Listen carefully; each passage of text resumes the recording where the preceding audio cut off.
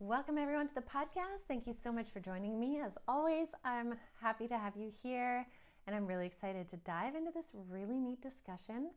This came from another question, which again, please keep the questions coming. It's so much fun to know what it is you want to know about. What do you want to hear? I absolutely love talking about all things spirit. So that's why I love knowing what it is you all want to hear. And if I can help answer the questions, I am, first of all, so honored to be able to help. But also, if I don't know the answer, then I get to go ask somebody else that does. And we all get to share in the insights. So this is just a lot of fun. So let's dive into the question today. And the question was about navigating relationships during spiritual awakening.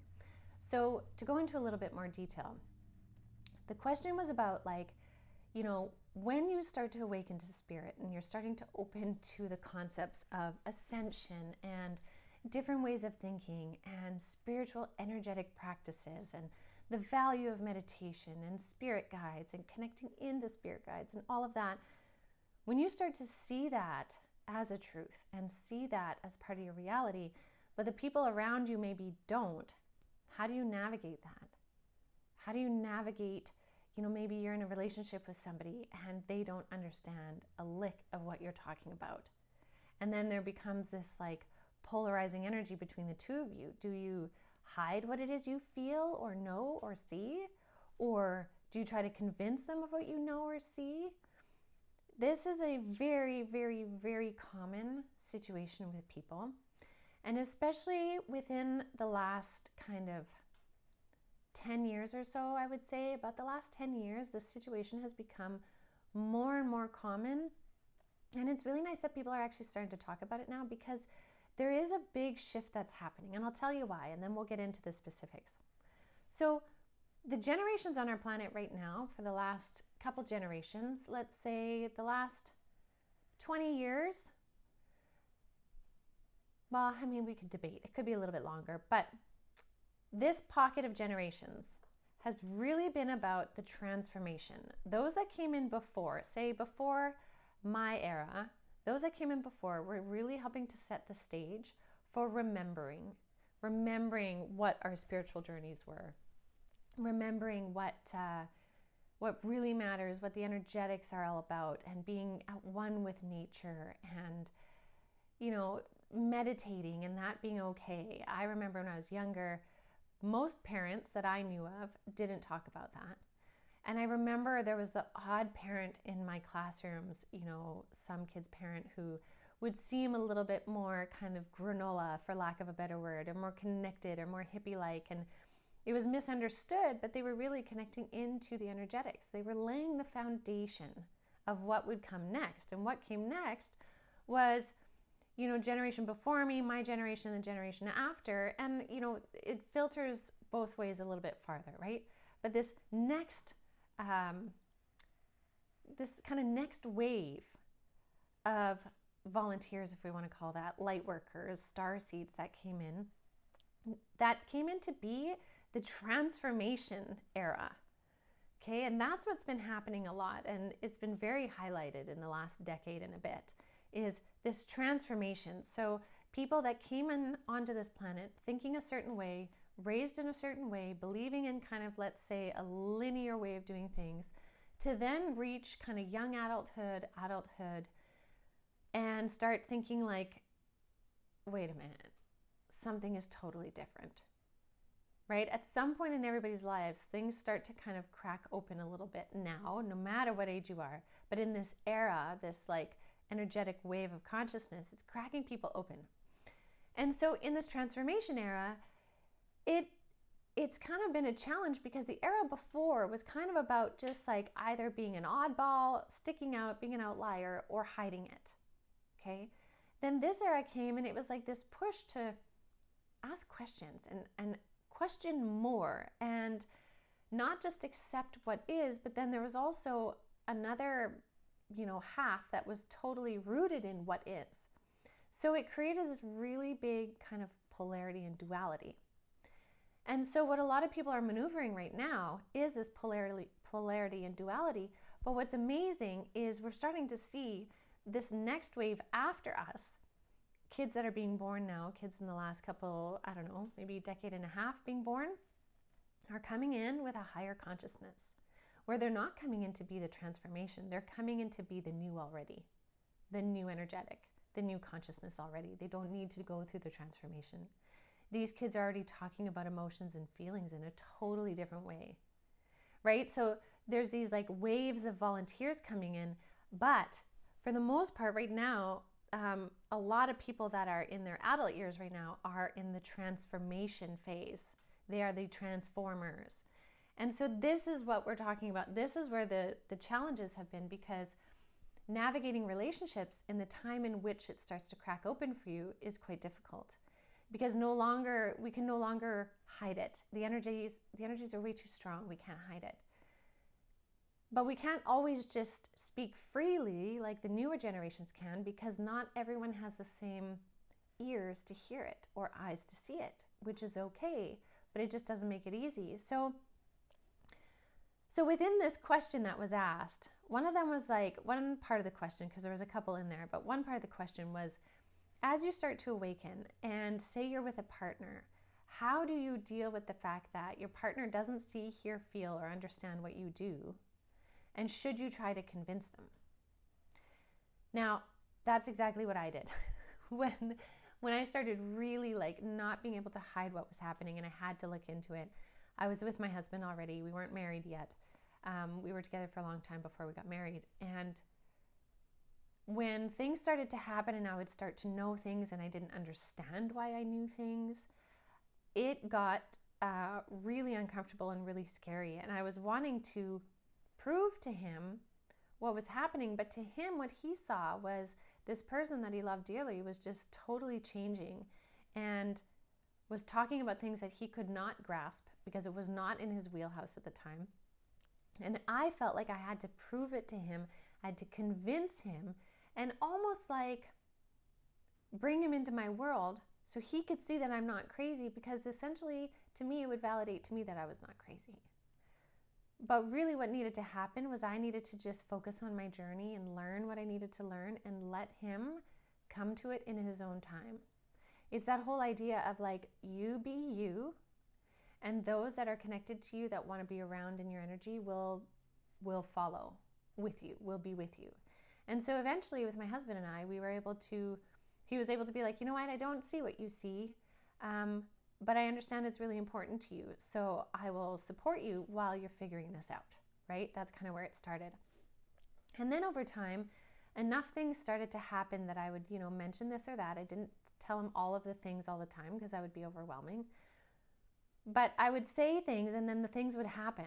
And so over time, he started to see like, okay, what she's talking about, there's actually something to it. Okay, I'm a little bit interested. And he would ask a couple questions and all of this. And so over time, it really started to settle itself. But one of the core lessons we had to learn in that I think is important for everybody is when you are on a spiritual awakening, you are on this fast track roller coaster ride of like, oh my goodness this, oh my goodness that, whoa, my mind is blown here. And your reality is changing so fast. But it's not changing for everybody around you. And that is okay. That's the part that I didn't understand back then. It is okay that it's not changing for everybody else. What's important in that is to be able to find the people or the communities or the groups or the YouTube videos, podcasts that can support you in understanding the things that you're experiencing and learning them. And what that does is that starts to give you more peace of mind to be in your own energy and embody who you are as you progress through these experiences. Another good thing I found was to really write things down, to have a journal so that you could share, you could release those experiences at least in writing, so that if you needed to, you could go back and be like, oh yeah, I did see that. And oh yeah, number 5s, they mean change now because I've seen it enough times. Or, when a butterfly comes, it means this or whatever. Having a journal really helps you start to feel more grounded and secure and sane in what you're experiencing. And over time, the people around you, they will come around. Now, does that mean you have to hide what you do? I don't think so. I really don't. I'm a believer of that. Again, you take what resonates, but I think we should all be authentic to who we are. We don't need to hide it, but we also don't need to push it on people. And so another thing I had to learn about this was the appropriate times to talk about spiritual stuff and the times where it wasn't really appropriate to talk about spiritual stuff.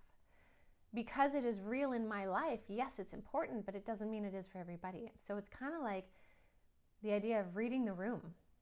So like I learned that Thanksgiving dinner with my family and say extended family or friends who are not in the realm of spirit and mediumship and all of that, it's not the right time to bring up, me seeing a spirit standing beside so-and-so at dinner.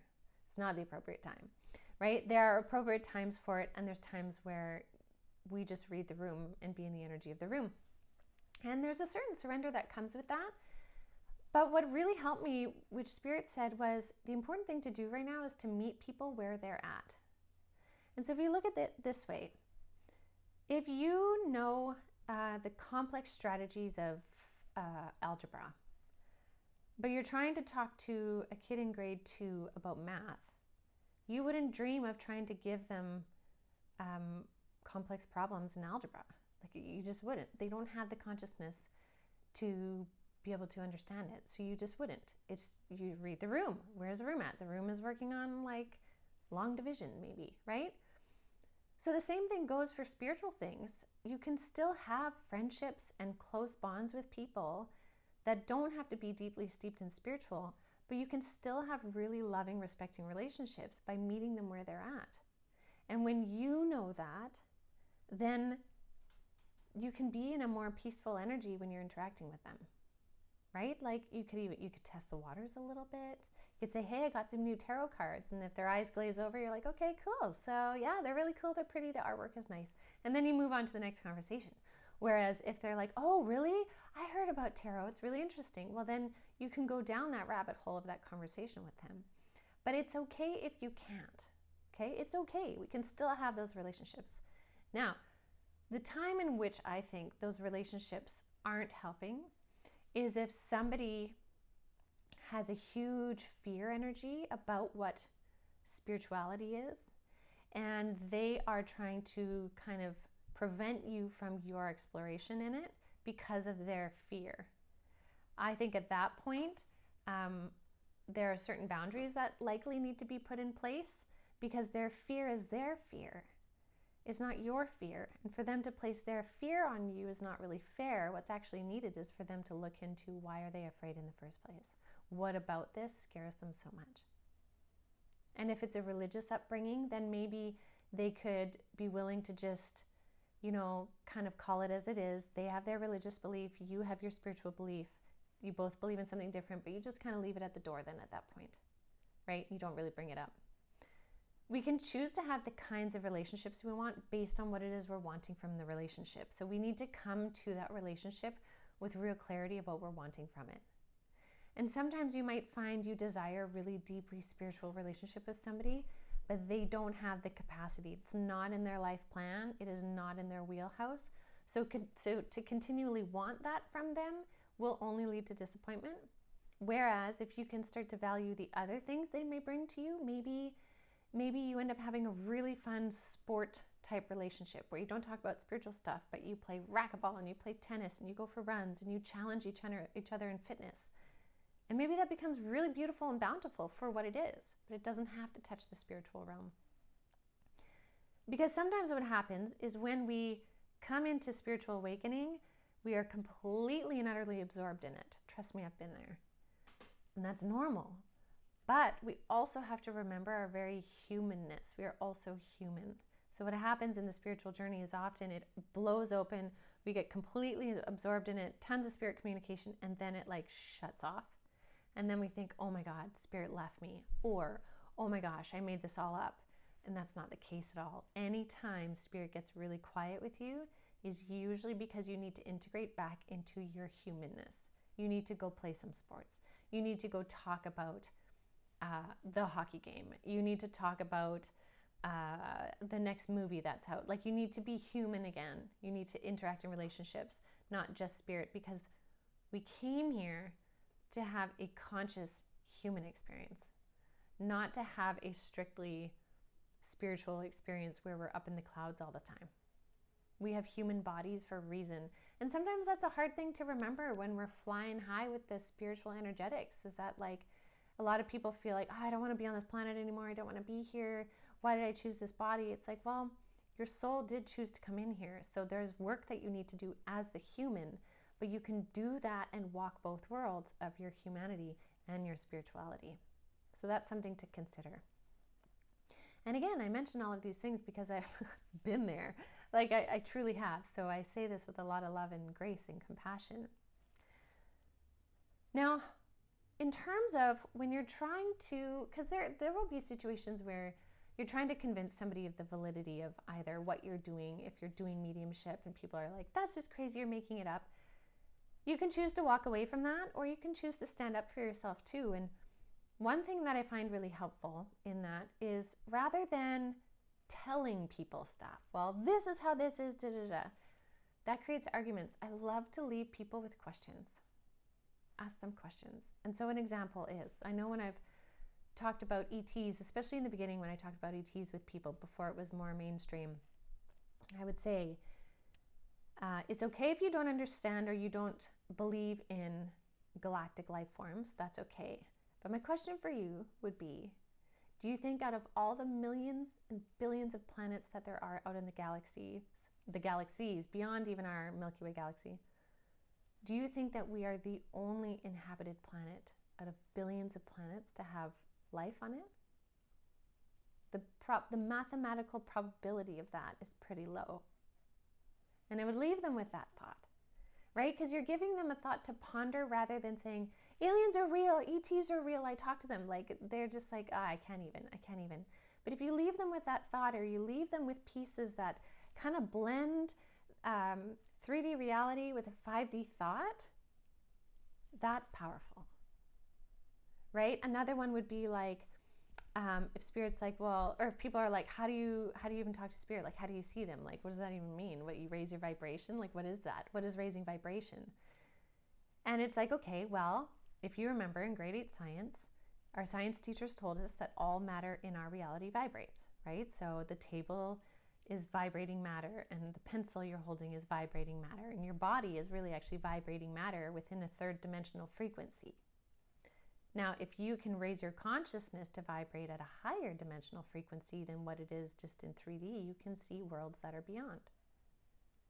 Right? And if they're like, well, what does that even mean? Like, how do you even heighten your frequency? How do you do that? And it's like, well, I mean, compare it to heat. And that's when I always get people to rub their hands together, right? And you can try this right now while you're listening or watching.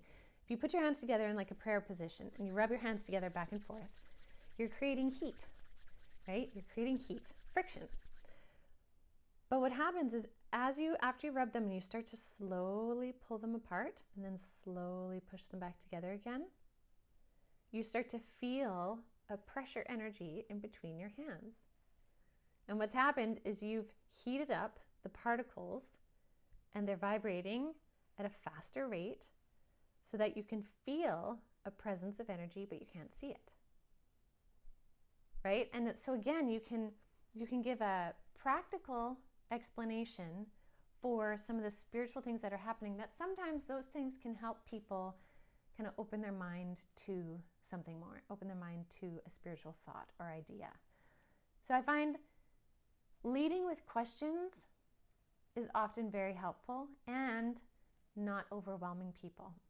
We so often want to information dump people, and I have done this a ton too, honestly. It's too much. Here's the thing. When we're on our spiritual ascension, we think, Spirit, tell me everything. I want to know everything, right? I want to know it all. And Spirit will give us the amount that we can handle. And that's why when I said earlier, when sometimes they pull back a little bit, they want us to get more in our human body again so that we can take time to integrate what we've learned, and then we're ready for the next phase of stuff, right? Because if I were to take everything I know now up to this point, and there's still so much more for me to learn, I don't think I will ever stop learning it. But if I was to take everything I know up to this point, and if I was to give myself all of that information 10 years ago, it would have broken my mind open. Because some of the things really needed some time for me to integrate and learn how it actually works and understand it. And so we have to consider like too much info dumping on somebody about spiritual concepts is way too overwhelming and they're not going to take it in, which is why just like spirit kind of drips it on us, drip it on people. Here's a question, here's a thought, here's a ponderance, here's a neat book if you're interested, here's a good podcast, here's, like drip little bits without forcing it, because you cannot force spiritual awakening on somebody. Here's the next really interesting thing. Our spiritual awakenings happen in divine timing according to our blueprint. And so within our blueprint, there will be different opportunities for kind of that trigger moment to awaken, but it's written in our blueprint. So although you might be ready and you say it's you and your partner and you think your partner should be ready, they might not actually be ready for the consciousness until they have, say, 1 or 2 experiences of their own. So maybe you break open into spirituality and for a year they just think you're crazy, but then all of a sudden they go to their friend's place at the cabin, and it's an old cabin, and say that night they see the grandfather who passed away in the kitchen, right? They see his spirit and their mind is blown open and you're like, yes, this is what I've been talking about. Well, at that point, now they're ready to hear. Now they've been triggered to say, I need to know more about this. But before that, they're just not ready for it. So we have to, again, meet people where they're at and recognize if they're not asking the questions, right? If they're not coming to you to ask questions, they're likely not ready for it. It doesn't mean you have to hide what you do, but you can just give them little bits at a time and focus on your own journey, right? If they are pestering you with their judgment and shaming and putting you down, well, then that needs a boundary, right? But if they start asking questions and they're curious, even if sometimes they're a little bit polarizing questions like, well, how does this work? Well, what about this? Sometimes they come to it with a very analytical mind, but in those conversations, it's actually what's opening their mind, right? So it's about you navigating to what feels right for you. But I also want to say too, polarity in thought is good. So it's really good to surround yourself with like-minded people. I think that's fantastic. We want our tribe of support and energy.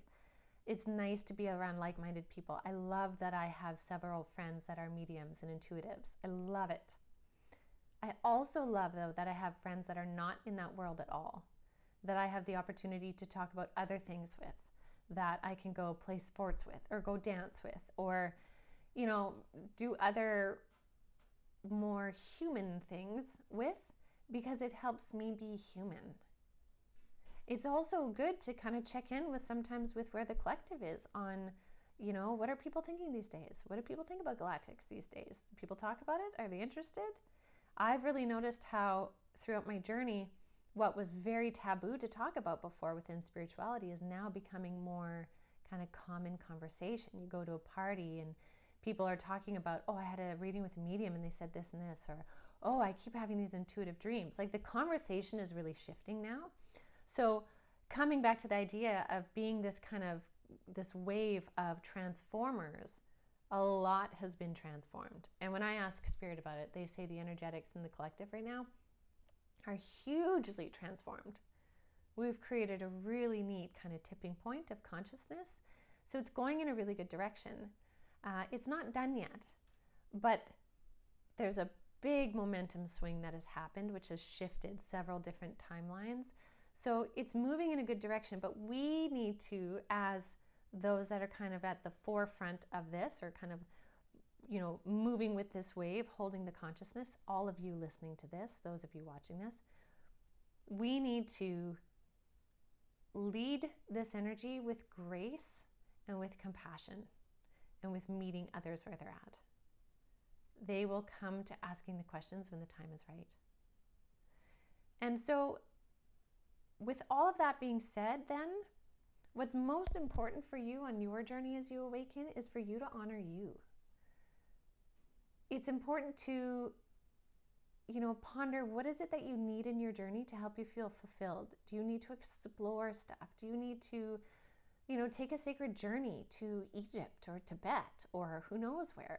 Are you being called to start a meditative practice? Are you being called to learn mediumship or channeling or healing or Reiki or whatever it might be? Follow the impulses coming from within your heart space. those desires, those energies in there, because they're leading you in the direction you need to go. And no matter what, you're here to have your soul journey. That's what's most important, not to live other people's soul journeys. So if you find there's a time in which some friendships or relationships kind of seem to have a bit of a distance for a little bit, it doesn't mean they're necessarily over. Sometimes you might move forward a little bit on your ascension. It kind of pulls you out of the same energy that was before, but then their energy will shift and change on their journey, and you may very well come back together again, and that's completely okay. So wherever you are on your ascension journey, I wish you nothing but love and goodness and this strength within, the strength of character to discover as deeply as you need to for you, but to also really maintain your humanity, because you are both. And that's what makes you so beautiful in this moment right now. So I'll leave that with all of you for today. Thank you so much for joining me and for posing this question. I think it was a really good discovery and discussion. And if you have more questions, please keep them coming. And I think that's about it. So have a beautiful rest of your day, everyone, and I will see you next week.